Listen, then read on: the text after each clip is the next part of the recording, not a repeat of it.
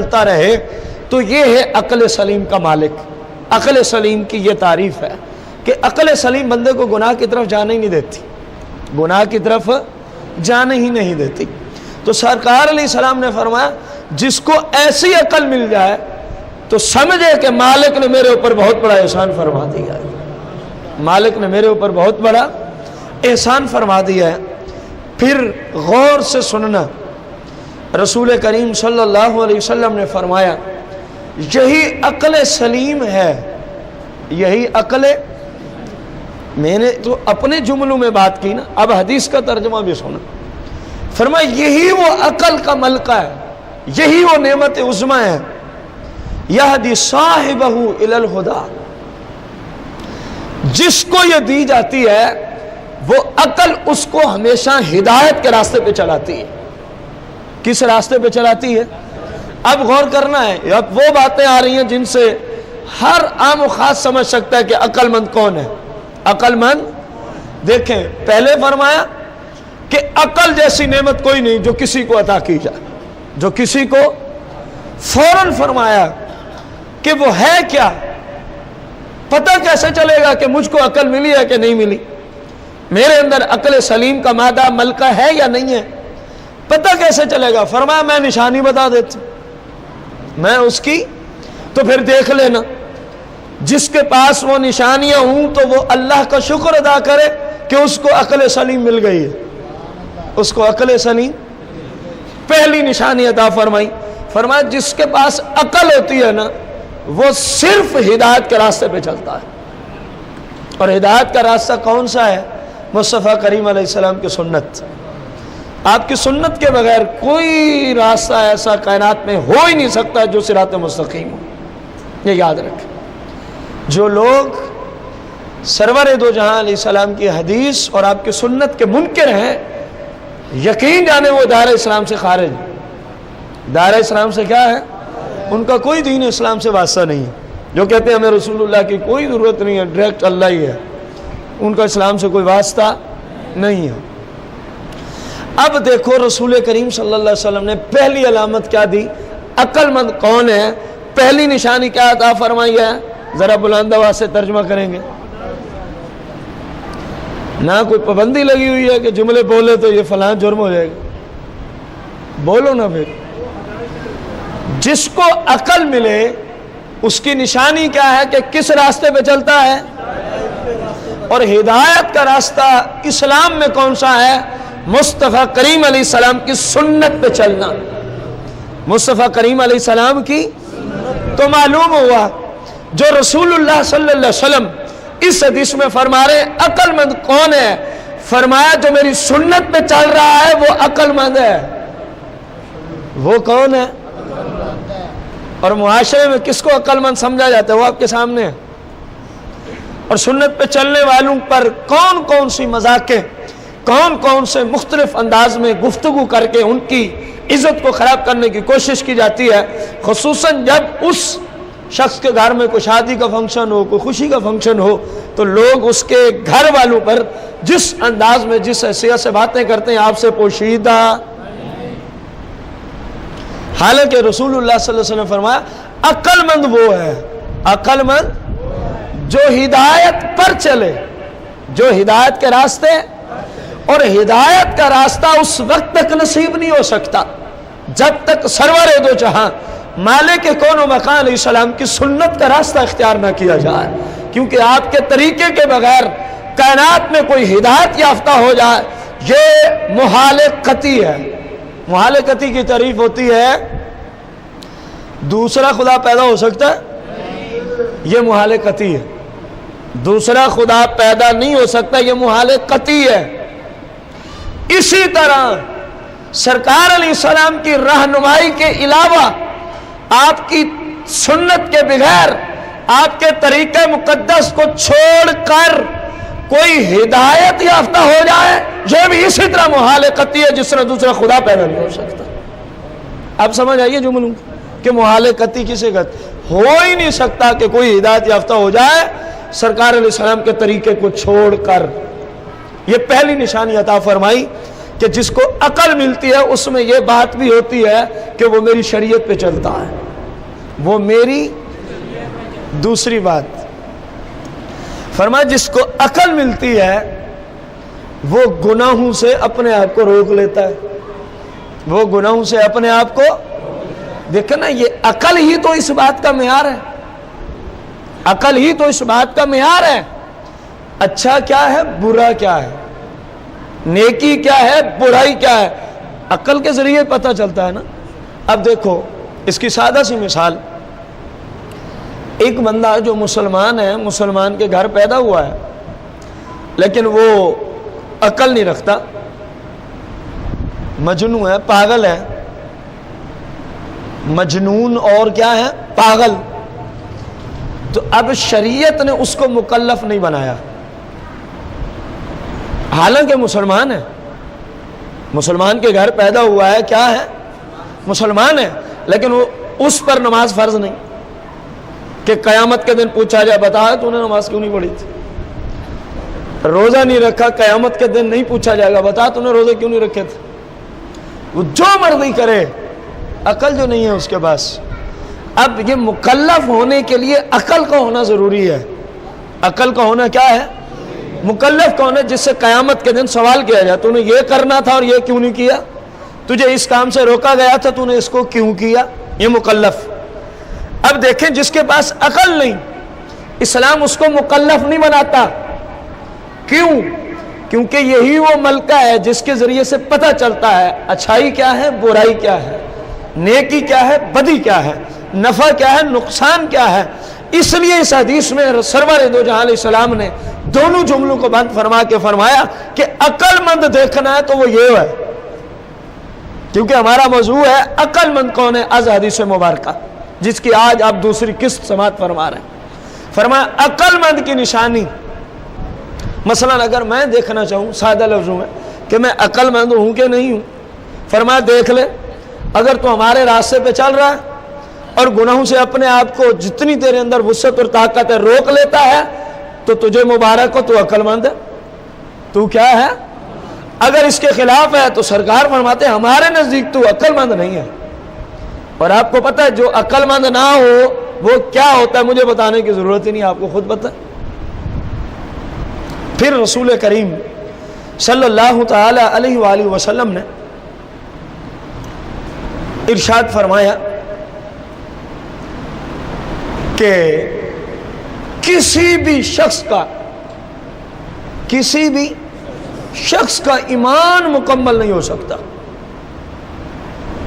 غور کریں کتنی بڑی بات، کسی بھی شخص کا ایمان مکمل نہیں ہو سکتا اور نہ ہی اس کا دین مکمل ہو سکتا ہے جب تک کہ اس کی عقل تام نہ ہو۔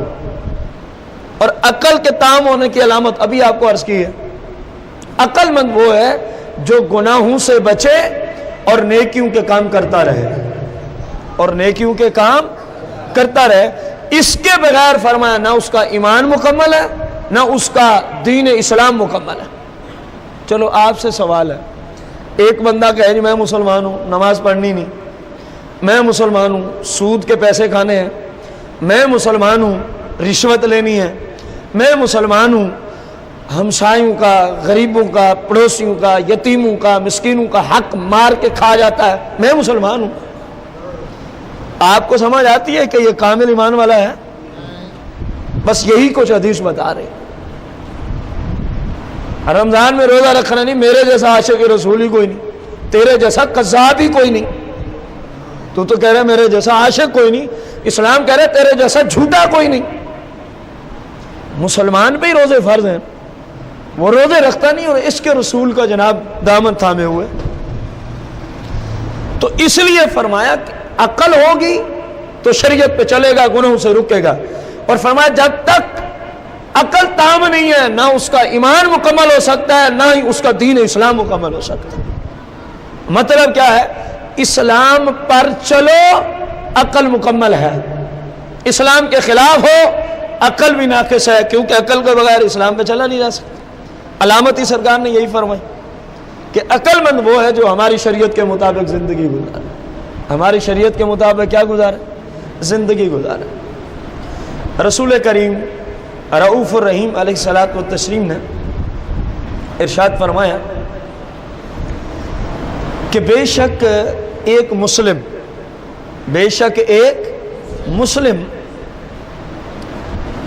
ان الرجل لا يدرك بحسن خلقه درجة الصائم القائم۔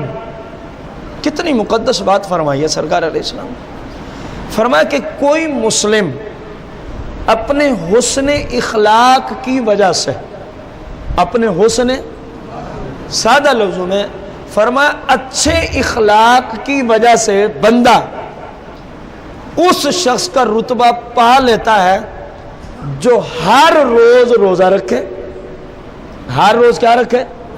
سوائے 5 دنوں کا، کیونکہ سال میں 5 دن روزہ رکھنا حرام ہے۔ کئی بار آپ کو یہ مسئلہ عرض کیا۔ پورا سال کس طرح گزارتا ہے؟ نفلی، اور رات کھڑے ہو کے عبادت میں گزار دیتا ہے۔ رات کھڑے ہو کے کس حالت میں؟ نفل عبادت میں۔ دن کو روزہ، رات کو نوافل، تلاوت، سجود و رکوع۔ فرمایا اگر کوئی بندہ اچھے اخلاق والا ہو جائے تو مالک کریم اس بندے کو اتنا ہی نیکیاں اور اجر و ثواب اور فضیلت عطا فرماتا ہے جتنا اس بندے کو دیتا ہے جو دن کو روزہ رکھتا ہے، رات ساری کھڑا رہتا ہے۔ فرمایا اس کے برابر اللہ اس کو کر دیتا ہے۔ کس کو کر دیتا ہے؟ جس کے اخلاق جو دوسروں کو تکلیف نہ دے، جو کسی کی عزت خراب نہ کرے۔ حسن اخلاق اسی چیز کا نام ہے۔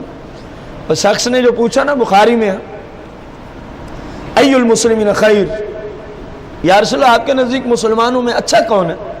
سرور دو جہاں علیہ السلام نے فرمایا من سالم المسلمون من لسانی و یدہ، او کما قال علیہ السلام، فرمایا جس کی زبان اور جس کے ہاتھ سے دوسرے مسلمانوں کو تکلیف نہ پہنچے وہ سب سے اچھا مسلمان ہوتا ہے۔ یہی حسن اخلاق ہے۔ یہی حسن کیا ہے؟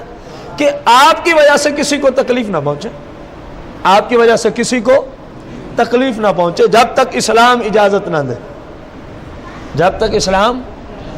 اب جہاد میں ظاہر ہے کافروں کو تکلیف ہی ہوتی ہے جب ان کو جہنم رسید کیا جاتا ہے، لیکن وہاں اسلام کا حکم ہے، وہاں اسلام کا، زانی کو سزا دینے میں، پتھر مارنے ہیں، تکلیف تو ہوگی، لیکن اسلام کا حکم ہے۔ اسلام کا کیا ہے؟ چور کے ہاتھ کاٹنے میں تکلیف تو ہوگی، لیکن اسلام کا حکم ہے۔ جس نے بہتان ڈالا 80 کوڑے سزا ہے، شراب پی 80 کوڑے سزا ہے، تکلیف تو ہوگی، لیکن اسلام کا۔ یہ چیزیں مستثنا ہیں۔ عام حالت میں ہماری وجہ سے کسی کو تکلیف ہونی، کوشش کرنی چاہیے۔ فرمایا جب بندہ اچھے اخلاق والا ہو جاتا ہے تو مالک اس کو جو ہر روز روزہ رکھے اور رات کو عبادت میں کھڑا رہے اس کے برابر درجہ عطا فرما دیتا ہے۔ دیکھیں، نہ روزہ رکھا ہے نہ رات کو کھڑا ہوا ہے، فقط کیا کیا ہے؟ اچھے اخلاق کا مالک بنایا ہے۔ کسی کو ستاتا نہیں، تکلیف نہیں دیتا، چغلی، غیبت، حسد، بہتان تراشیوں سے اپنے آپ کو بچا کے رکھتا ہے۔ فرمایا تجھے مالک نے اس بندے کے برابر نیکیاں عطا فرما دی۔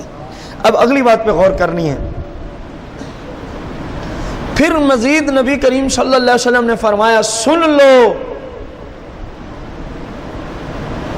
کسی بھی شخص کا وَلَا يُتِمُّ لِرَجُلٍ حُسْنُ خُلْقِهِ، فرمایا کسی بھی شخص کا اچھا اخلاق اس وقت تک ہو ہی نہیں سکتا، اس وقت تک اچھا اخلاق کسی کے پاس ہو ہی نہیں سکتا حتی یتم عقلہ، یہاں تک کہ اس کی عقل شریعت والی ہو جائے، یہاں تک کہ اس کی عقل۔ پچھلی حدیث میں کس کو عقل مند فرمایا؟ فرمایا جو نیکیوں کے کام کرے اور گناہوں سے بچے، ہمارے نزدیک وہی عقل مند ہے۔ سرکار علیہ السلام فرما رہے ہیں۔ اور ادھر فرمایا، پہلے ایک فضیلت بتا دی کہ اخلاق، اچھے اخلاق والا کس بندے کے برابر ہو جاتا ہے؟ جو سارا دن روزے میں اور رات کو۔ پھر فرمایا کہ یہ رتبہ ملے گا کیسے؟ ممکن ہے کوئی کہے جی میرے جیسا تو اخلاق والا ہے ہی کوئی نہیں، تیری اور میری عقل کو کون جانے؟ تیری اور میری سوچ کو کون جانے اسلام اور شریعت میں. جو ادھر آ رہا ہے اس طرح اخلاق والے بنو گے تو پھر وہ رتبہ ملے گا. فرمایا حسن اخلاق اس وقت تک کسی کو میسر ہی نہیں ہو سکتا جب تک کہ اس کی عقل تام نہ ہو. اور عقل والا کون ہے؟ جو گناہوں سے بچے اور نیکیوں میں لگا رہے. یہ ابھی پچھلی حدیث میں ذکر کیا. تو معلوم ہوا کہ وہ بندہ جو نمازیں نہ پڑھے، روزے نہ رکھے، زکوٰۃ نہ دے، بھلے وہ اچھے اخلاق کا مالک بھی ہو، رسول اللہ اس کو عقل مند نہیں سمجھتے. بات سمجھ آئی کہ نہ آئی؟ اس لیے سرکار علیہ السلام نے پہلے فضیلت رکھی، پھر فرمایا کہ یہ فضیلت ملے گی کیسے؟ جب تیری عقل شریعت کے مطابق ہو جائے گی. اور عقل مند کون ہے شریعت کی روشنی میں؟ جس کو اللہ کریم نے یہ توفیق اور ہمت دی ہو کہ وہ نیکیوں میں لگا رہے اور گناہوں سے اپنے آپ کو. اللہ کے محبوب علیہ السلام نے فرمایا یہ اللہ اور اس کے رسول کی بارگاہ میں عقل مند شمار ہوتا ہے. اللہ کریم اور اس کے رسول کریم عز و جل و صلی اللہ علیہ وسلم کی بارگاہ قدسیہ میں یہ بندہ کیا شمار ہوتا ہے؟ عقل مند شمار ہوتا ہے. اسی حدیث کے آخر میں جو جملے میں بار بار بول رہا ہوں سرور دو جہاں علیہ السلام نے خود ارشاد فرما دی ہیں. فرمایا جس کا اخلاق اچھا ہے، پھر حدیث کو میں دہرا رہا ہوں، حسن اخلاق والا، روزانہ روزہ رکھنے والے اور رات کو نفل میں کھڑے ہونے والے کے برابر درجہ اس کو دے دیا جاتا ہے. پھر فرمایا وہ بندہ اس وقت تک حسن اخلاق والا نہیں ہو سکتا کہ جب تک اس بندے کی عقل صحیح نہ ہو جائے، شریعت والی نہ ہو جائے. اور مزید فرمایا سن لو، عقل صحیح کب ہوتی ہے؟ کب کہیں گے کہ اب یہ عقل سلیم کا مالک ہے؟ فرمایا وَأَتَىٰ رَبَّهُ